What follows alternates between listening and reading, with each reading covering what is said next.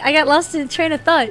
Um, when I first did it, I did the PBG route because I was like, oh no, this is adorable. I love this. You know, I did PBG and whatnot, and I got the neutral. I got the one where you don't read the letter or whatever, and you read it later, and basically it's like, well, great, you know, that accomplished nothing, you idiot.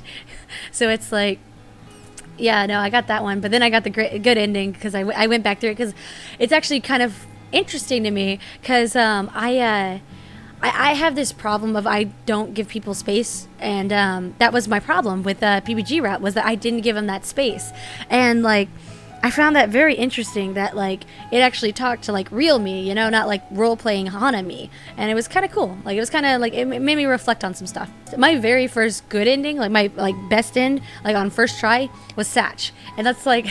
That's actually why, like, I wish there was so much more like art of him. Like, like he's amazing. Like the whole helmet, like it should speak to people like right now, you know, like or like that community. But I don't know, like I guess people just they fell in love with PBG, you know, the canon feeling route, and then like Shane was like the trash route basically, and then Jared like super dove into the fandom. So, but Gerard was actually another one of my favorite ones because I got the best in, and actually like it makes me laugh because I didn't play Asagao until later after I made that Gerard pillow, and like it just makes me laugh more because I wish I had played, like, because I don't think I played it, or I didn't play his route at least. Like it's kind of one of those like it's really close together in like timing, and like it just made me laugh. Like that moment when he saw the pillowcase of him, it was the best moment of that entire con because it was hilarious. I was just like, I saw him and I saw his face and I was like, whoa, hold on, let me explain. Like I like it was just like he was like what was it he said? It was the most like flattering but odd things to happen or whatever, like, and it made me laugh. I have the signed pillow, and like I plan to get all of the pillowcases signed by the people, so like it's pretty exciting. Like this is my new like goal or whatever, my new hobby, getting like these Dakimakuras signed by the people I make of them. But that Gerard moment was pretty great, like. But yeah, no, Gerard in game is adorable to boot. He's the sweetest route, like just the most just my heart melted my heart here. There's a guy in RTX cosplaying as a body pillow. Man, I've seen those. I haven't seen one in person really, but like, I want to see it. Like, I love it. Like, I have, what was it, Waifu Squad friends. Like, they walk around with like Dakimakuras and like they're in like army equipment and stuff. Like, it's pretty cool. Okay, but, okay. No, not really. I was in a compartment with some guy and... What? Some guy, huh? Was he cute? Oh, yeah, I guess. I don't know. I wasn't really paying attention. I didn't even get his name. My seemed disappointed for a moment, then perked back up. You'll have to point him out to me if you see him again. Okay. Once we finished stringing the lights, Mai climbed down from her chair and brushed her hands together triumphantly. Yeah! Done! Okay, now it's time for lunch. The food here is pretty good. There's this ramen place down the street from campus that's like out of this world. But the school only lets us leave campus on weekends. Mai walked to the window. We could go today because it's Sunday and it's pretty nice out. But I guess you might want to go to the caf since you just got here. We could... She was suddenly interrupted by her own enthusiastic laughter. Oh my gosh, Mimi Santos totally just tripped outside and fell on her face. I saw it. Oh, is that mean to laugh? Maybe I shouldn't have. Oh well, anyways, let's go eat. I'm totally starved. Also, screw you, Mimi. Mimi's pretty bad, like, she's pretty, I don't know, like... Oh, there we go. You ever, did any of you ever watch or read, Peach Girl? She's like the girl in that. Like, she even kind of, like, feels like that vibe, you know? Like, I don't know about you. Hold on, I'm gonna check something. Okay, sorry.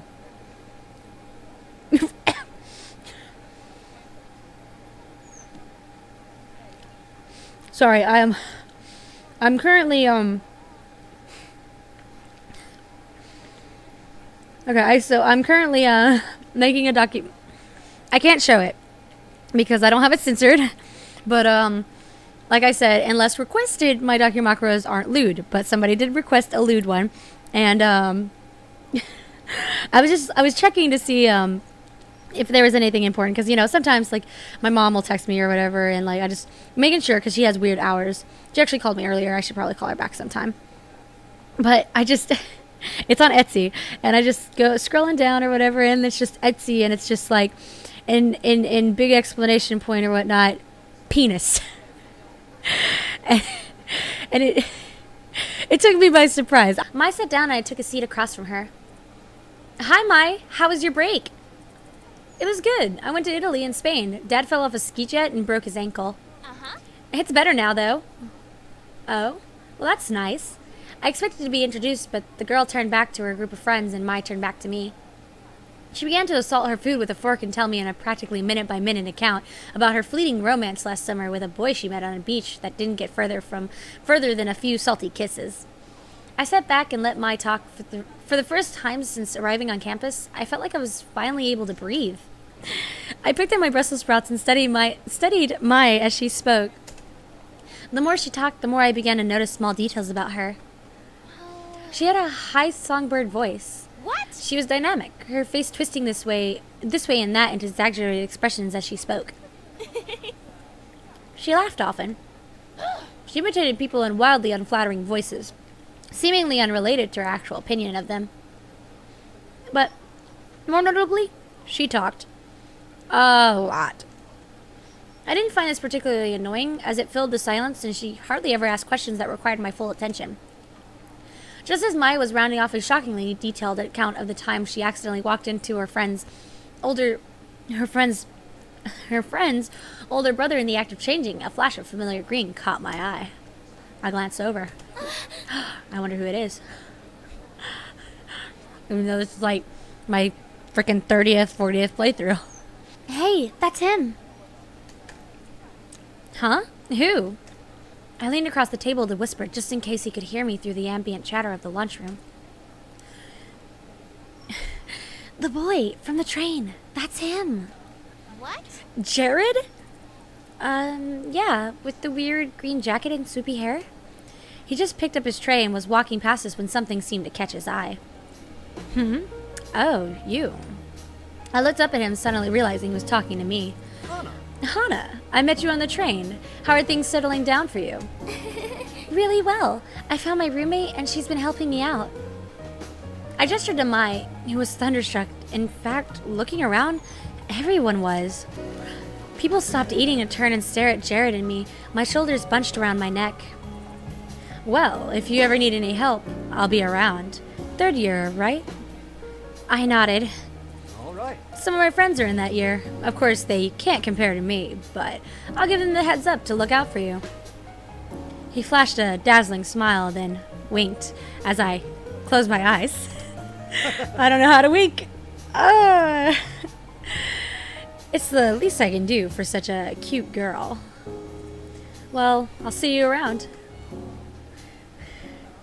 Did I do good? Did I do good sensual Jared this time? I watched a torrent of thoughts raging through my head as he took a seat next to a bunch of guys who were all wearing the same jacket. That's Jared.